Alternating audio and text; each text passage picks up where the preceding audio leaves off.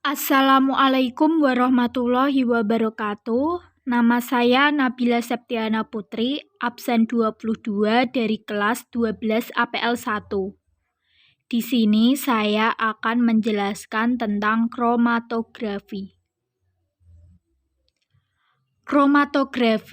Kromatografi ditemukan pertama kali oleh Michel Sweet, ahli botani dari Rusia, pada tahun 1906.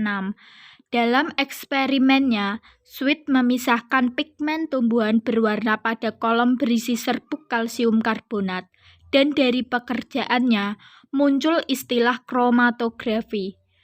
Pigmen yang terpisah dibedakan sebagai pita warna. Kroma berarti warna, grafi berarti tulis, sehingga sampai saat ini dikenal istilah kromatografi. Kromatografi merupakan metode pemisahan dua komponen atau lebih dalam suatu campuran homogen berdasarkan distribusi senyawa-senyawa tersebut dalam dua fasa diam dan fasa gerak. Proses pemisahan masing-masing komponen terjadi karena perbedaan keterikatan komponen tersebut pada fasa diam dan fasa gerak. Perbedaan keterikatan dapat diketahui dari koefisien distribusi, kelarutan, muatan ion, daya adsorpsi, ukuran molekul, dan sifat-sifat fisika yang lain. Perbedaan fasa diam dan fasa gerak. Fasa diam atau stationary phase adalah bagian yang letaknya tetap atau diam di sepanjang kolom pemisahan. Dapat berupa zat padat atau zat cair. Fasa gerak atau mobile phase adalah bagian yang bergerak sepanjang kolom pemisahan dari ujung sampai akhir kolom dengan proses kromatografi. Dapat berupa zat cair atau gas. Ini adalah ilustrasi 1 menghitung jarak tempuh. Sampel terdiri dari 3 macam senyawa, kuning, hijau, biru, yang dimasukkan pada ujung kolom dan digerakkan oleh fasa gerak yang bergerak dari ujung sampai suatu jarak tertentu selama waktu. Setelah didorong oleh fasa gerak selama 5 menit, ketiga senyawa tampak mulai terpisah. Setelah 10 menit, semakin terpisah, biru paling cepat, kuning paling lambat. Setelah 15 menit, proses dihentikan dan ketiga senyawa semakin terpisah. Masing-masing senyawa menempuh jarak yang berbeda dengan waktu yang sama. Perbandingan jarak tempuh senyawa terhadap pelarutnya dikenal sebagai faktor retensi atau RF, sehingga senyawa A mempunyai nilai RF sama dengan A per D, RF sama dengan B per D, dan RF sama dengan C per D. Nilai RF senyawa mempunyai rentang 0 lebih dari RF. Senyawa dengan nilai RF kecil mempunyai kecenderungan untuk terikat kuat pada fasa diam, sedangkan senyawa dengan nilai RF besar lebih kuat didorong atau berinteraksi dengan fasa gerak. Menghitung nilai RF. Saat T 15 eksen diketahui, jarak tempuh pelarut atau fasa gerak 10 cm.